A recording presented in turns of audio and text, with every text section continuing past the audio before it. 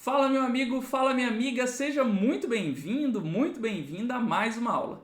Na aula de hoje a gente vai bater um papo sobre gestão do desempenho, claro, à luz daquilo que o Sebrasp gosta de cobrar. É importante destacar de pronto que esse não é um assunto tão explorado assim pelo Sebrasp. Então a gente vai direto na essência desse conteúdo, vamos enxugar um pouquinho para a teoria, deixando só aquilo que tem relevância para essa banca organizadora. Por que isso é importante? Porque gestão do desempenho é um mundaréu de conteúdo, né? Só que o Sebrasp não cobra tanto assim, então a gente vai buscar esse ponto ótimo de eficiência de estudo, tá bom? Então simbora aqui, começa esse nosso bate-papo por meio do conceito, né? Quando a gente fala em gestão do desempenho, beleza, entendi isso, Marcelo, gestão do desempenho. Mas o que é o desempenho? Então vem aqui comigo, começando do conceito mais fundamental. O que é desempenho? Quando eu falo em desempenho, gente, eu tenho que considerar não só os resultados, as entregas do empregado. Eu devo considerar, primeiro, a dimensão do esforço, que é a utilização de forças físicas e intelectuais para a realização de alguma tarefa, e sim as entregas, né? Os resultados do indivíduo. Então, para eu falar em desempenho, para fazer uma avaliação justa do desempenho do empregado, eu tenho que olhar o quanto ele se esforçou, ou seja, a dimensão do esforço, e também a dimensão do resultado, o quanto aquele empregado foi capaz de produzir. Marcelo, por que é importante olhar o esforço também e não só o resultado? Gente, porque o desempenho ele é muito contextual. Se você pegar o empregado recém-contratado, aquele empregado que ainda não domina completamente os processos, os métodos, né? É esperado que ele não tenha um resultado, uma produção ainda tão grande no início, porque ele tem um processo de socialização, um processo de adaptação à organização. E aí você tem que considerar também o esforço dele, tá bom? Então, uma boa avaliação do desempenho, ela vai considerar todas as dimensões do desempenho, ou seja, dimensão de esforço e dimensão de resultado, as entregas do empregado. Combinado? Então, essa é a ideia de desempenho. O que é desempenho? Combinação de esforço mais resultado. E aí o Stephen Hobbes vem dizer, olha, beleza, eu entendi essas dimensões de esforço e resultado. Só que de onde vem o esforço? Quando é que o empregado vai aplicar esforço em sua atividade? Né? E quando o empregado vai ter condições de produzir resultado? E aí o Hobbes vem a argumentar no seguinte sentido, olha, para a gente entender o resultado final, o desempenho do empregado, a gente tem que ver de onde vem, né, o esforço, de onde veio o resultado. E aí o Hobbes ele apresenta o seguinte esquema, ó, na verdade, o desempenho ele está associado à motivação. Por quê, Marcelo? Por que o Hobbes diz isso? Porque ele vem dizer, ó, se o empregado ele está motivado, ele vai aplicar esforço na atividade. E se ele tem capacidade, e aqui entenda capacidade no sentido de compreensão sobre os métodos de trabalho, ele domina ali aquela atividade, ele sabe como fazer aquela atividade, tá bom? Então, se o empregado tem capacidade e ele tem a oportunidade, ou seja, a organização fornece condições para ele aplicar essa capacidade, aí ele vai ter resultado. Então, Hobbes vem dizer que desempenho é a combinação de motivação, mais capacidade e mais oportunidade. E por que o Hobbes diz isso? O Hobbes ele só está detalhando as origens, né? As origens da dimensão de esforço e resultado. Por quê? Porque se eu vou aplicar esforço é porque eu estou motivado. E se eu vou conseguir ser capaz de entregar resultados é porque eu tenho capacidade e eu tenho oportunidades, ou seja, a organização me dá condições de eu utilizar as minhas competências, tá bom? Então isso é desempenho, combinação de esforço mais resultado, tá bom? Beleza, Marcelo, esse é o conceito de desempenho. E o que é a gestão do desempenho? É sempre aquela ideia, é pegar todos os conhecimentos de administração e o quê? E aplicar para melhorar o desempenho individual e o desempenho coletivo da organização. Então, quando eu falo em gestão de projetos, o que é gestão de projetos? Pegar todo o conhecimento de administração para quê? Para favorecer o alcance dos objetivos dos projetos. Quando eu falo em gestão de processos, o que é? Pegar todos os conhecimentos de administração para melhorar, aprimorar meus processos. Quando eu falo em gestão do desempenho, o que é? Pegar todos os conhecimentos de administração para melhorar o desempenho individual e o desempenho coletivo da organização. Beleza? Essa é a essência. E agora a gente vai ver aqui, ó, a forma mais dentro do Administrations, né? Como é que os livros descrevem gestão do desempenho. Ó, quando tratamos sobre gestão de desempenho, estamos nos preocupando em adotar um conjunto de atividades para criar um ambiente de trabalho no qual as pessoas possam realizar o melhor de suas habilidades, a fim de alcançar as metas da empresa. Então é o quê? É você criar um ambiente de trabalho propício ao desempenho das pessoas. É você estimular o desempenho individual, o desempenho organizacional. Perfeito? Então olha aqui, um sistema de gerenciamento do desempenho requer que funcionários e gerentes, em conjunto, estabeleçam prioridades e determinem metas e objetivos. Define como funcionários ou equipes podem contribuir com as metas organizacionais, identifica pontos fortes e fracos do desempenho individual e reconhece e recompensa o alto desempenho. De novo, fazer um conjunto de ações para favorecer o desempenho, né?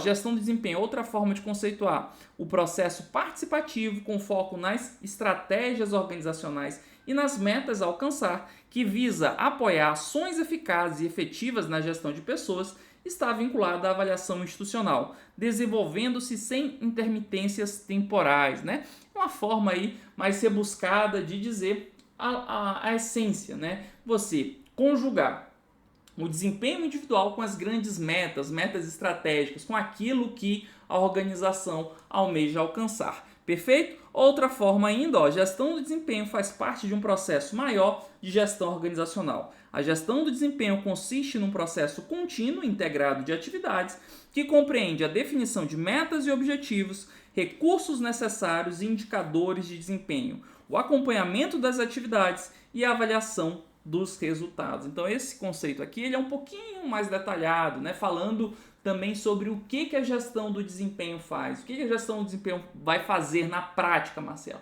Vai definir metas, vai estabelecer indicadores, vai definir métodos, né, de avaliação de desempenho, vai definir um processo para que ocorra essa avaliação do desempenho, seja a avaliação do João, da Maria, né? Ou seja, a avaliação dos indivíduos, quanto a avaliação também dos setores, né? Como é que eu avalio se o departamento de marketing está fazendo um bom trabalho, quais indicadores eu vou adotar, tá bom? Então, quando a gente fala em gestão do desempenho, a gente está aí num aspecto mais amplo, com quais são as metodologias, ferramentas, critérios, estruturas e processos que eu vou utilizar para mensurar todo o desempenho dentro da minha organização, ou seja, o desempenho individual, o desempenho departamental e o desempenho institucional, perfeito? É diferente de avaliação do desempenho, essa é uma pegadinha recorrente, inclusive no Sebrasp, tá?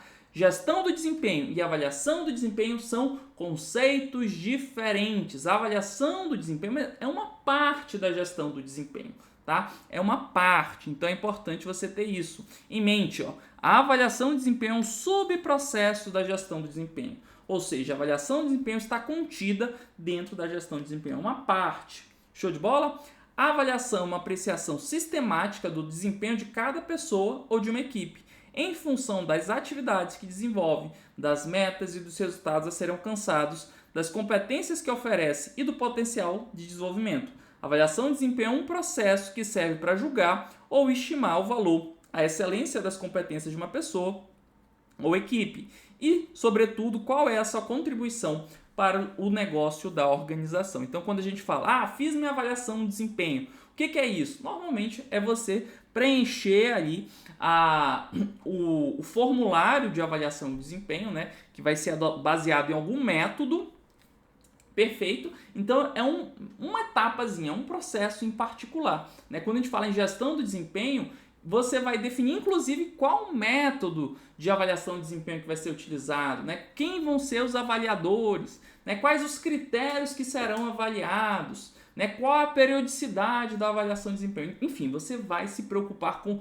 vários outros elementos que vão muito além do processo específico de avaliação do desempenho. E por que, Marcelo, a gente faz gestão do desempenho? A doutrina nos dá alguns motivos, Permitir que os funcionários expressem suas competências, definir métodos e procedimentos para aferir o desempenho, adequar a utilização de recursos humanos e financeiros, né, por vezes você vai identificar que os empregados, né, não estão performando tão bem. E aí você, poxa, por que não estão performando tão bem? Aí você vai tentar entender. Então, por meio da gestão do desempenho que você vai identificar lacunas de desempenho. Né? O que está faltando? E isso, claro, a partir desse diagnóstico, você vai conseguir adotar ações corretivas. É essa a ideia, né? Fortalecer o vínculo entre recompensa e resultado. Então, o empregado ter a sensação de que, poxa, eu estou sendo reconhecido, eu me esforçar, eu performar bem, está permitindo que eu ganhe espaço na organização.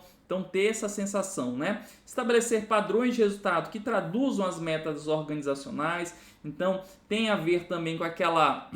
você transformar em metas, em aspectos mais objetivos e quantitativos a missão organizacional, que ela é, por definição, muito subjetiva, né? Então é você pegar um pouquinho essa missão, esse propósito da organização e transformar em algo mais do dia a dia dos empregados. Você faz isso por meio da gestão do desempenho, quando você define bons indicadores de desempenho para avaliar a performance dos empregados, né? Influenciar o comportamento dos indivíduos e estimular o autoconhecimento e o autodesenvolvimento da organização. Então, são alguns dos objetivos aí que aparecem na doutrina para justificar por que é importante estudar a gestão do desempenho, né?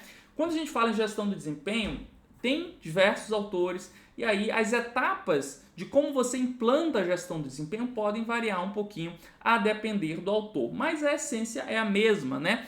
Os autores mais utilizados aqui, a professora Maria Salete Lucena e o Souza, eles nos dizem que, essencialmente, gestão do desempenho é composta por 3 grandes partes: o planejamento, o acompanhamento e a avaliação do desempenho em si. Então, quando a gente fala avaliação do desempenho, é um subprocesso, é uma parte da gestão do desempenho. Mas antes de você fazer a avaliação do desempenho, você tem que fazer o planejamento. Qual método que você vai utilizar, quais são os indicadores que você vai utilizar, né? Quem vão ser os avaliadores, os critérios de avaliação. Então, tudo isso aqui é definido no planejamento. E aí, claro, você vai acompanhar, não adianta estabelecer, né? Você tem que acompanhar para ver se os empregados estão utilizando aquele método, né? Se aquele método está sendo adequado, se as pessoas estão realmente se comprometendo, se desenvolvendo mais em razão da avaliação do desempenho. Então é você fazer um monitoramento se aquilo que foi planejado está de acordo, e aí sim você faz a implantação, a execução em si, né, do método, né, que é a avaliação. Perfeito? Então essa é a ideia aqui, e nesse momento o que você já deve saber? Primeiro ponto, conceituar desempenho, descrever as principais características do desempenho, conceituar a gestão do desempenho, distinguir, não confunda por favor, gestão do desempenho com avaliação do desempenho e descrever os principais objetivos da gestão do desempenho. É isso que eu quero que você tenha em mente, tá? Essa visão mais geral, beleza? Show de bola. O que mais que você tem que saber agora, falando especificamente sobre o processo de avaliação de desempenho? É aí que o Sebrasp e a maioria das bancas organizadoras centra suas questões, tá? Falando especificamente sobre avaliação de desempenho, você tem que saber 3 pilares. Quais sejam? Primeiro pilar, critérios. Quais são os critérios que podem ser utilizados em uma avaliação de desempenho? Segundo pilar, quem são os possíveis avaliadores em um método de avaliação de desempenho? E, claro, os diferentes métodos de avaliação de desempenho, tá bom? Então, é basicamente isso que você tem que saber sobre avaliação de desempenho para acertar as questões, principalmente os métodos, né? Reforço, o Sebrasp ele não aprofunda tanto assim, mas é interessante que a gente tenha pelo menos uma visão geral de cada um desses pilares, tá bom? Sobre critérios, gente, quais são os critérios que podem ser utilizados, né?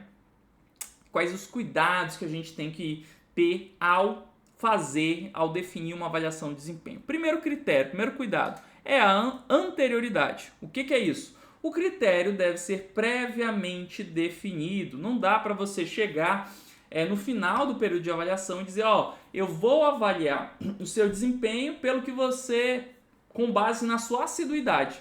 Depois de um ano de trabalho do empregado, por exemplo, né? Aí você chega falando pro João, João, seu desempenho esse ano foi péssimo. Aí o João, mas o que aconteceu? Não, eu defini aqui como critério a assiduidade, você sempre chega atrasado, né? Então vou te avaliar negativamente. Não, Você não está fazendo uma boa avaliação de desempenho. Antes de você começar a avaliação do desempenho, o empregado deve saber quais são os critérios, né?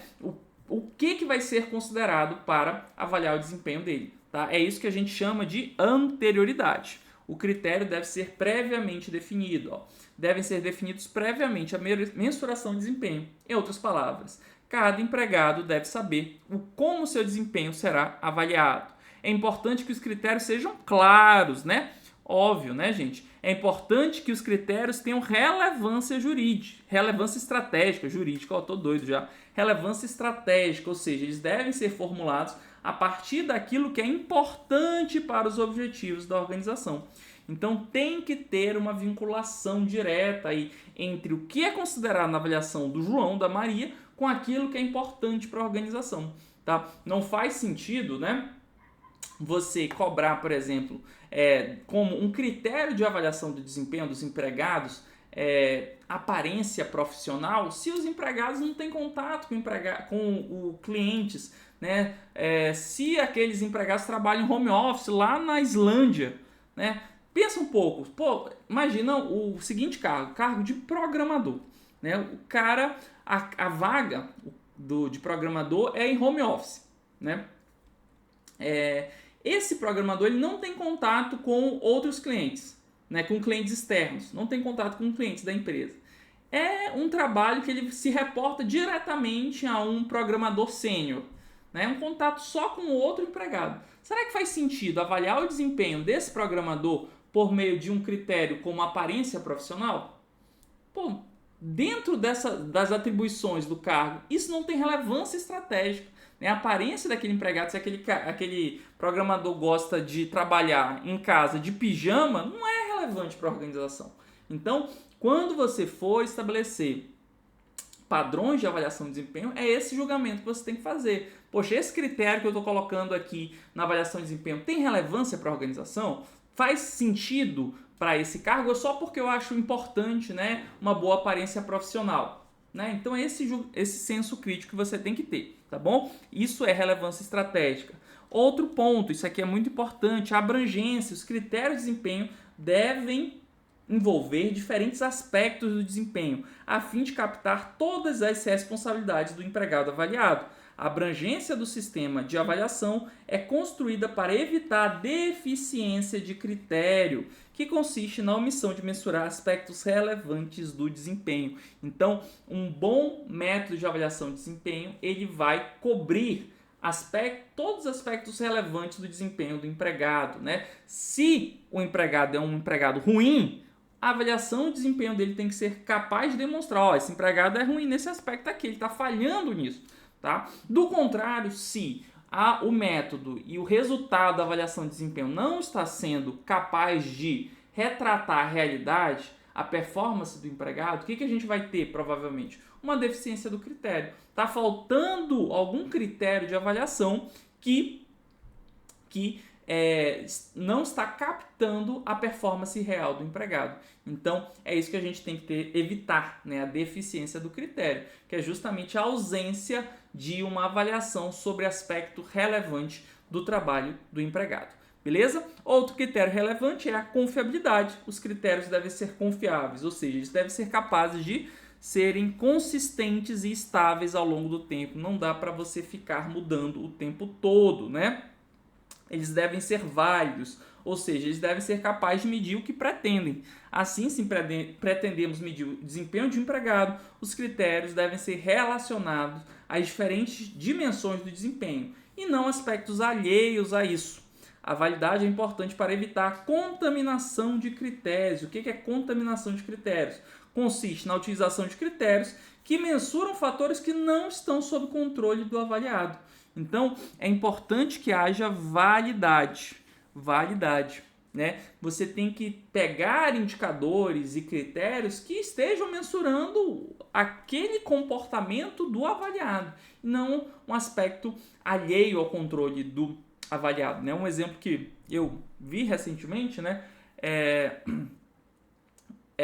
Na avaliação do desempenho organizacional de uma unidade auditada, que era o Corpo de Bombeiros aqui, estava fazendo um trabalho lá, um dos indicadores que eles colocaram para avaliar o desempenho institucional era o número de atendimentos a ocorrências de incêndio florestal, né? Então, se eles eram capazes de realizar fazer mais atendimentos, significava, na interpretação deles, que a performance deles está melhor, né? Só que eu ressaltei, poxa, aqui tem um problema de validade desse indicador, desse critério que vocês estão utilizando. Por quê? Porque o número de ocorrências de incêndios florestais, de atendimentos a ocorrências de incêndios florestais, não está sob controle da organização de vocês. Se tiver condições climáticas mais propensas, né, a incêndio florestal, vai ter um número de ocorrência maior. Isso não significa que vocês estão performando mais ou menos, né? Porque é um fator alheio ao controle. Então, o que estava acontecendo é justamente aqui, uma contaminação de critério, né? Na avaliação do desempenho organizacional, eu estava utilizando um critério que não é justo, um critério que não é capaz de avaliar de maneira válida a performance organizacional. E por que não era? Porque estava fora do controle da organização. Então é esse tipo de atenção, esse tipo de cuidado com os critérios que a gente deve considerar. Beleza? Vamos fazer uma questãozinha? Olha essa questão aqui. Acerca dos princípios e das abordagens da administração clássica, administração contingencial e dos assuntos referentes a processo de planejamento, julgue o item subsequente. Embora seja uma oportunidade para corrigir possíveis falhas, o foco do processo de avaliação de desempenho organizacional deve ser o fortalecimento do êxito alcançado, a fim de sustentar as melhores práticas, né? Então, ó, gente, embora seja uma oportunidade para corrigir falhas, o foco da avaliação de desempenho é o que? Você melhorar, né? Você fortalecer. Isso sim é uma característica do controle de modo geral, inclusive da avaliação de desempenho. A orientação da avaliação de desempenho, ela deve ser o que? Melhorar a performance organizacional. O foco do controle é sempre positivo. Anote aí, o foco do controle deve ser sempre positivo. É melhorar, corrigir falhas sim, mas também incorporar boas práticas, né? Então é sempre ajudar, contribuir com o desempenho organizacional. Então isso aqui está certinho, ele está espelhando justamente essa lógica, né? Vamos em frente, falamos um pouquinho dos critérios, agora a gente vai para a parte dos avaliadores. Quem são os possíveis avaliadores? Vamos lá. Primeira possibilidade é a autoavaliação, então o próprio avaliado se avalia, né? Segunda possibilidade é envolver o líder, ou seja, o superior hierárquico, quem acompanha o trabalho no dia a dia do empregado. Uma avaliação iterativa, né? Que é quando você vai conjugar a avaliação, a autoavaliação com outro método, né? E essa é a avaliação interativa. Pode ser uma avaliação pela equipe de trabalho, as pessoas que trabalham com o indivíduo. Pode ser uma avaliação ainda mais ampla, que a gente chama de avaliação de 360 graus, que é uma avaliação em que todas as pessoas que têm um contato com aquele indivíduo vão avaliá-lo, né? Então, uma avaliação mais ampla. E pode ser, inclusive, uma avaliação para cima, que é quando o indivíduo avalia o seu superior. Né? A avaliação para cima consiste na avaliação da equipe quanto ao trabalho do seu gerente. Show de bola? E podemos ainda ter uma comissão de avaliação de desempenho, quando são várias pessoas, né, que interagem dentro de uma comissão para avaliar o desempenho de um empregado. E essas comissões podem ser permanentes ou transitórias. Tá? Então, inclusive, é o que é adotado onde eu trabalho, na CGE. Né? Anualmente se constitui uma comissão permanente que vai coordenar os trabalhos de avaliação de desempenho, e aí se constituem várias comissões transitórias para cada auditor. Ele é avaliado por colegas, né, pelo superior e por alguns colegas que compõem uma comissão de avaliação do desempenho. Perfeito? E aí, então, é um método, né, também de você estabelecer comissões para avaliar o desempenho. E, claro, o órgão de gestão de pessoas. É possível que o próprio RH realize a avaliação de desempenho. Isso não é tão comum, tá, gente? Em grandes organizações, até porque o RH não vai conseguir acompanhar o desempenho do empregado no dia a dia, então não é tão comum o órgão de gestão de pessoas fazer diretamente a avaliação de desempenho. O mais comum, o órgão de gestão de pessoas, é fornecer suporte técnico, né, suporte metodológico para os outros avaliadores, para os avaliadores fazerem a avaliação de desempenho em si, tá? Mas é uma possibilidade também, tá bom?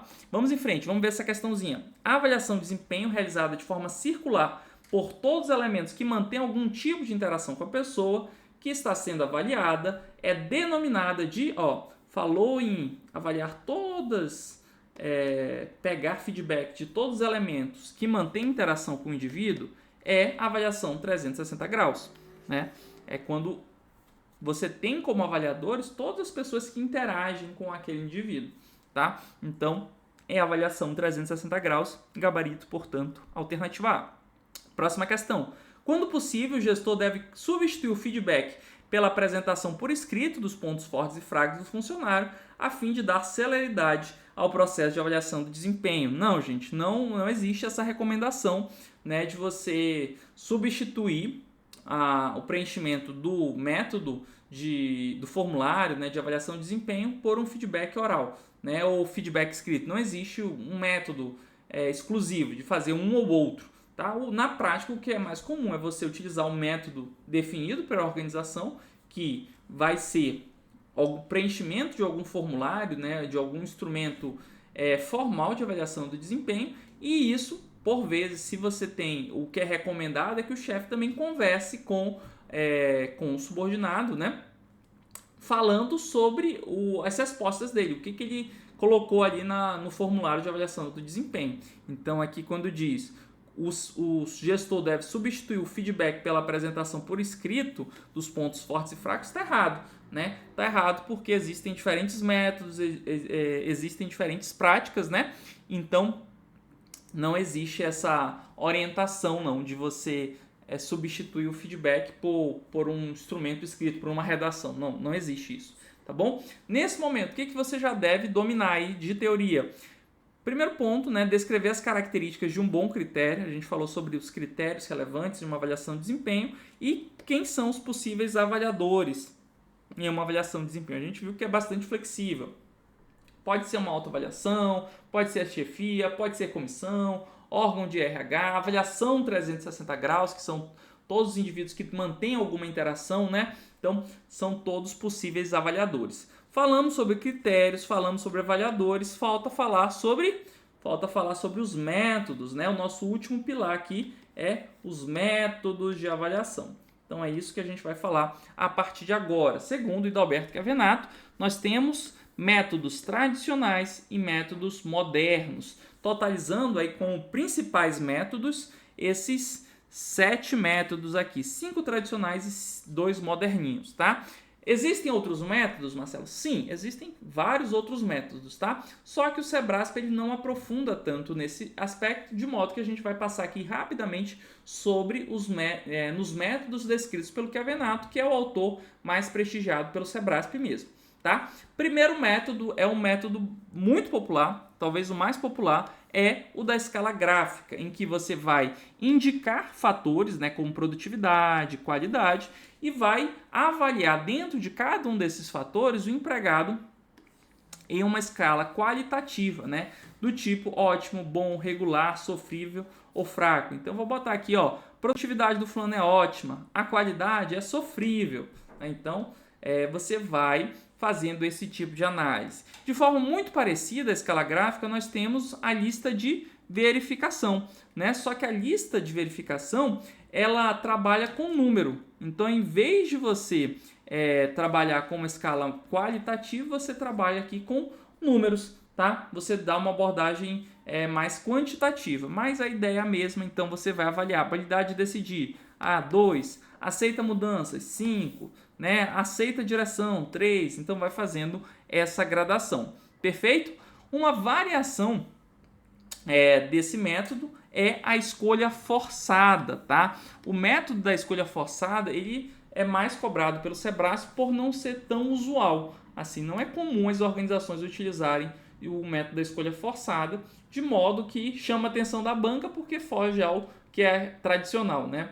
O método da escolha forçada, você vai avaliar blocos de frases que descrevem desempenhos, tá? Então, a cada bloco de frases, né? Você vai ter que escolher uma frase que melhor representa o desempenho do empregado e uma frase que mais se distancia do desempenho do empregado, tá? E aí vai preenchendo dessa forma, né? Então, por exemplo, você está avaliando o desempenho do João, e aí você quer dizer, você tem que avaliar as frases, ó, apresenta produção elevada, comportamento dinâmico, tem dificuldade com números, é muito sociável. Você tem que escolher uma frase só para botar aqui no positivo e uma frase só para botar no negativo, né? Qual é o comportamento que mais se aproxima do comportamento do João? O João, ele trabalha muito bem, né? Mas se você bota que ele trabalha muito bem, você não pode dizer que ele tem um comportamento dinâmico, não pode dizer que ele é muito sociável, né? Então você vai procurar agora a frase que menos define, ou seja, que está mais longe ali do comportamento do João. Aí você, o João ele é mais calado, então você não pode botar aqui, por exemplo, que ele tem dificuldade com números, né? Poxa, ele é muito bom com números, então posso botar aqui, ó, que mais se distancia vai ser tem dificuldade com números, porque ele é bom em matemática, né? Então, um método aí pensado para ser preenchido dessa forma. Marcelo, o método da escolha forçada, ele é criado, gente. Essas frases aqui que são estabelecidas dentro de cada bloco, elas consideram uma escala psicográfica, tá? E elas são formuladas para evitar o fenômeno da estereotipação, né? De você avaliar o empregado como perfeito em tudo ou ruim em tudo.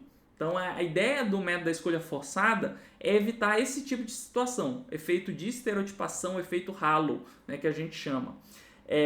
Pois bem, então, por ser um método difícil de ser criado, né, é difícil de você formular esses blocos aqui, essas frases, tá? Ele tem esse cuidado, tá? Então, uma desvantagem do método da escolha forçada é a dificuldade de concepção do formulário da escolha forçada. Por quê? Porque você tem que criar essas escalas psicográficas, né, para desenvolver as frases e evitar o fenômeno da estereotipação. Então, é um aspecto que por vezes aparece em concursos, né? Então, resolvi aprofundar nesse método, destacando suas vantagens e desvantagens. Qual é a vantagem? Evita o efeito de generalização, o efeito halo, né? O efeito halo, tá? Por que, Marcelo, ele evita o efeito de generalização? Porque ele foi criado para isso mesmo, né? Então, como você só pode escolher uma frase ali para dizer que ela representa o comportamento do empregado, você vai ter dificuldade de colocar que ele é bom em tudo, porque as frases elas que compõem o bloco, elas são construídas para evitar isso, tá? Então, é uma vantagem aqui, você evita essa generalização. Tira a influência pessoal do avaliador, ou seja, consegue reduzir um pouco a subjetividade, não requer treinamento para aplicação. Gente, presta atenção aqui. Não é difícil você aplicar o método da escolha forçada, né? A gente preencheu ali aquele exemplo, inclusive, né? Então, quem está fazendo a avaliação não precisa de treinamento. A complexidade do método é criar o formulário, ou seja, é montar as frases dentro de cada bloco, tá? Então, é importante dizer isso, que a aplicação em si não requer treinamento dos avaliadores. Complexidade, no planejamento e na construção do instrumento. Então, criar o instrumento é difícil, é complexo, né? Estabelecer as frases. Não proporciona uma visão global dos resultados da avaliação. Não provoca retroação de dados, nem permite comparações, porque você vai ter ali no resultado, gente, final, um conjunto de frases que descreve o comportamento do empregado e um conjunto de frases que se distancia do comportamento do empregado. É até difícil tu dar um feedback, né, para aquele empregado, porque olha, esses comportamentos aqui são aqueles que eu acho que você adota e esses que são os que você não adota. Aí percebe que é difícil dar esse feedback, é diferente de você dizer, no geral sua nota foi 8. Então você não tem essa visão geral, né, no método da escolha forçada. E fica ainda mais complicado quando você faz comparações, né? Como você compara a performance do João e da Maria, né? Você vai ter para o João um conjunto de frases, para a Maria um conjunto de frases. Aí fica difícil comparar. Já quando você utiliza outros métodos, por exemplo, a lista, né? A lista de verificação, você pode fazer uma média, né? Na média, a nota do João foi 8, na média, a nota da Maria foi 9. Então, você consegue comparar, a Maria, em média, performou melhor que o João. né? Então, uma desvantagem da escolha forçada é que ela não permite esse tipo de comparação. Ela é pouco conclusiva e não tem participação ativa do avaliado. Então, são algumas das desvantagens, né? Outro método é o método da pesquisa de campo, que é quando vai um especialista a campo, né, fazer o apoio, o suporte técnico para o avaliador, né? Então, é uma possibilidade também. Tem vantagens e desvantagens, tá? Mas o Sebrasp ele não cobra esse aprofundamento, só botei aí mais para título de curiosidade. Temos o método dos incidentes críticos, que vai, até como o próprio nome sugere, fazer a avaliação do desempenho do empregado com base naqueles comportamentos atípicos, excepcionais mesmo, aqueles comportamentos que fogem à rotina, tá? Então, uma forma de você avaliar o desempenho também. Show de bola? Vamos fazer uma questãozinha que diz o seguinte: a ênfase em características excepcionais que levam ao desempenho altamente positivo ou negativo dos empregados é própria do método denominado método dos incidentes críticos. É isso mesmo, né? O método que se baseia em características excepcionais, características que fogem à rotina, né? Fogem ao padrão, é o método dos incidentes críticos, gabarito, portanto, certo, né? Outro método é o método da avaliação participativa por objetivos, que a gente chama de APO, né? Em que a avaliação do desempenho do empregado vai ser feita com base em objetivos pactuados, né? Então, basicamente, gerente e subordinado se reúnem, formam objetivos em comum, né? O gerente, ao longo do tempo, vai apoiando a execução das atividades pelo subordinado e, ao final do período de avaliação, eles avaliam, né? Fazem uma avaliação conjunta. Alcançou os objetivos pactuados em consenso, né? Beleza, você teve uma performance excepcional. Não alcançou os objetivos pactuados, né? Seu desempenho foi ruim, né? Um ponto aqui sobre a avaliação participativa dos objetivos é que ela enfatiza muito resultados, né? Ela acaba que não vai avaliar tão bem a dimensão do esforço. Por quê? Porque esse método ele só se preocupa com o resultado, com as entregas, né? Alcançou o que foi pactuado, show de bola, seu desempenho foi show de bola. Não alcançou o que foi pactuado, você vai ser mal avaliado. É essa a ideia. Beleza? Por fim, método da avaliação 360 graus, que a gente já até falou quando tratou sobre os avaliadores, que é um método de avaliação que é feita de modo circular por todos os elementos que possuem alguma forma de interação com o avaliado. Esse método tem como foco predominantemente gerencial e comportamental. Qual é a vantagem do método 360 graus? Ele é mais compreensivo e as avaliações provêm de muitas perspectivas. O que quer dizer que ele é compreensivo? Ele é mais abrangente, né? Você consegue ter uma visão melhor sobre a performance do empregado, porque você enxerga o relacionamento dele não só em relação à perspectiva do superior hierárquico, como é o mais comum, né? Mas enxerga também como ele lida com os seus subordinados, com os seus colegas de trabalho. Será que ele é proativo? Será que ele ajuda nas atividades dos seus colegas? Então, você tem uma visão maior, né, sobre a performance do empregado. A qualidade da informação é melhor, uma vez que ela é mais múltipla, né?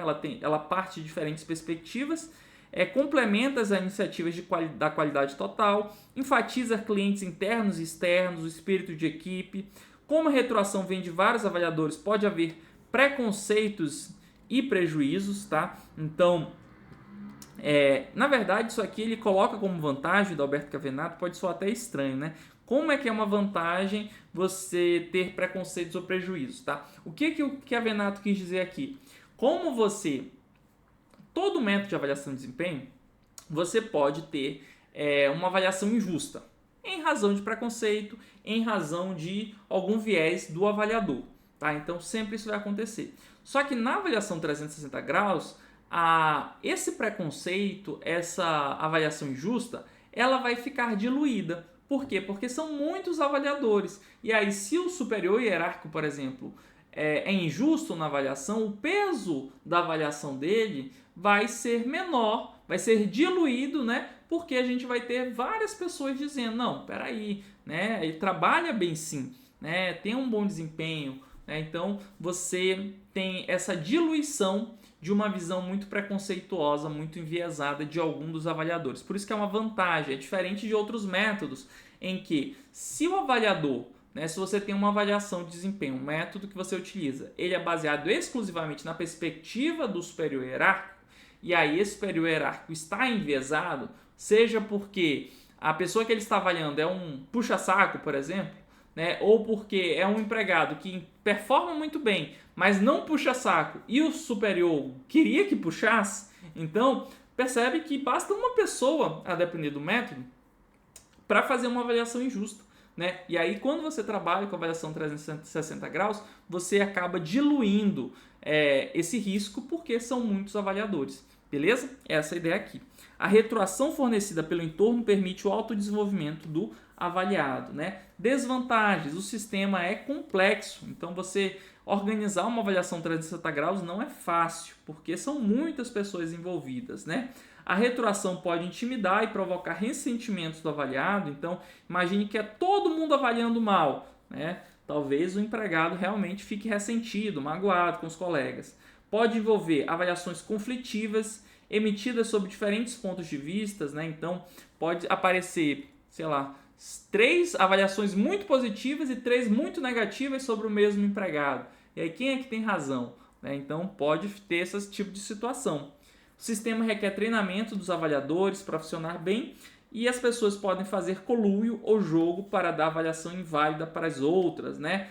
Vamos prejudicar o fulano, vamos avaliar todo mundo avalia ele mal, né? Isso pode começar a acontecer também. Show de bola? Então falamos aí sobre avaliação de desempenho, falamos sobre critérios, avaliadores e agora sobre os métodos, né? Que é a essência da avaliação de desempenho. Tá? Vale pontuar ainda alguns vieses, alguns probleminhas que podem acontecer independentemente desses métodos. Né? Ainda que você escolha bem o método, escolha bons avaliadores, tenha cuidado ali com os critérios estabelecidos, é possível, na verdade é provável até que você tenha alguns vieses acontecendo que vão prejudicar a validade e o caráter fidedigno da avaliação de desempenho. Quais são os vieses mais comuns? Né? Quais são essas circunstâncias que retiram um pouco a qualidade, a validade de uma avaliação de desempenho? O primeiro viés é o chamado efeito estereotipação, né? Descrito aí como efeito halo ou efeito halo. Né? Consiste em uma generalização exagerada do avaliado. O avaliador enquadra o indivíduo em todas as dimensões de maneira idêntica, apesar das diferenças de desempenho apresentadas. Então, imagine que o João está avaliando o desempenho da Maria, e o João é amicíssimo da Maria, gosta muito da Maria. E aí o que ele faz? Ele bota a Maria, porque a Maria ela é muito pontual, ele gosta de pontualidade. Ele pega essa característica e joga nota alta para tudo, né? Porque a Maria é muito minha amiga, a Maria é pontual, eu gosto da Maria, então eu avalio a produtividade, eu avalio a capacidade de trabalhar em equipe, eu avalio iniciativa, tudo com nota alta, por exemplo, por quê? Porque eu gosto do fato da Maria ser pontual, tá? Então é você pegar uma característica e generalizá-la, né? Seja para o bem ou para o mal. E aí vai ter o doutrinador que vai, inclusive, dividir o fenômeno da estereotipação em 2 efeitos, tá? É interessante você anotar, embora eu não tenha visto a questão anterior do Sebrasp sobre isso, mas é interessante que você saiba que essa estereotipação pode ser positiva. Quando vai ser positiva? Quando beneficiar avaliado. Então, você gosta do fato da Maria ser pontual. E aí você avalia a Maria positivamente em todos os fatores, inclusive produtividade, trabalho em equipe, em tudo, de forma positiva. Por quê? Porque você gosta do fato da Maria ser pontual. Né? Então, essa estereotipação que favorece o avaliado, a gente chama de efeito halo. Tá bom? Quando é uma estereotipação negativa, o que é uma estereotipação negativa? Ela é uma estereotipação que prejudica avaliado. Como assim prejudica, Marcelo? Agora vamos botar o outro exemplo. Imagine que a Maria ela não é pontual, mas a Maria trabalha super bem, ela trabalha em equipe, ela chega atrasada, mas porque ela deixa a filha no colégio, ela se atrasa para o trabalho. Mas quando ela está lá, ela entrega tudo super solícita, bate todas as metas, né? E mesmo assim o avaliador, o chefe dela, avalia a Maria mal nesses aspectos de produtividade, trabalho em equipe, porque, Maria, você chega atrasada. E aí larga a mão aí em outros critérios que não pontualidade para avaliar de maneira negativa a Maria. Esse fenômeno de estereotipação, pegar uma característica e levar para outras, quando prejudica o avaliado, a gente chama de efeito Horne. Horne, né? Bom, então tem autor que faz essa distinção. Efeito halo seria quando a generalização ela é positiva, ou seja, ela beneficia o avaliado, e o efeito Horne quando ela prejudica o avaliado. Show de bola? Leniência ou complacência é quando o avaliador avalia todo mundo bem, excesso de rigor é quando o avaliador avalia todo mundo mal, tendência à intermediação é quando bota aí nota 8 para todo mundo, né? Uma nota mais ou menos, uma nota 7 ou 6 para todo mundo, é a tendência a erro central, né? Recenticidade é quando o avaliador considera apenas os eventos recentes, então em vez de ele considerar todo o período de avaliação, normalmente um ano, né? Ele pega só o último mês. Esse mês aqui o João tá dando gás, né? Aí você avalia bem o João, não considerando toda a performance do João ao longo do tempo, mas só aquele último mês, tá? Então isso é recenticidade. Projeção, subjetivismo. A projeção consiste em atribuir ao avaliado qualidades e defeitos que são próprias do avaliador. Então, o avaliador, né, ele enxerga ali no avaliado, às vezes, um filho, né, tem uma relação meio paternal com aquele avaliado. E aí ele começa a enxergar um pouco, você parece comigo quando era novo, né? Esse tipo de discurso, então... Isso é um viés que vai prejudicar a objetividade, vai prejudicar a validade, a confiabilidade do resultado da avaliação de desempenho. Então, é isso que a gente chama de projeção, né? Outro viés é a avaliação congelada ou força do hábito, né? Que é a insensibilidade do avaliador ao identificar alterações do desempenho do avaliado. Então, aquele empregado que sempre performou bem, mas no último ano tá empurrando com a barriga, tá preguiçoso, né? Mas mesmo assim continua sendo bem avaliado. Por que isso pode acontecer?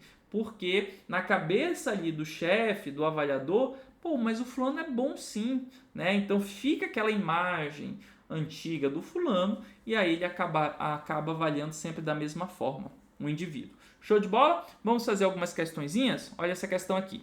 Ao avaliar o desempenho de seu subordinado, baseando-se nos comportamentos mais recentes dele, em vez de observar seu comportamento ao longo do tempo, o gestor comete o erro de tendência central. Não, tendência central é você botar ali, avaliar o indivíduo com a média, né? Botar uma nota intermediária em tudo. Não é isso. O que aconteceu aqui foi a recenticidade.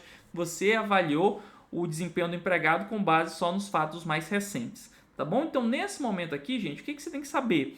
Primeiro, descrever os principais métodos de avaliação e os principais vieses da avaliação do desempenho. Então, pausa um pouquinho o vídeo e vê se você consegue dominar esse conteúdo. Beleza? Se tiver show de bola, vamos para o próximo bloco, porque a gente vai fazer várias questões do Sebrasp para consolidar esse conteúdo. Estou te esperando.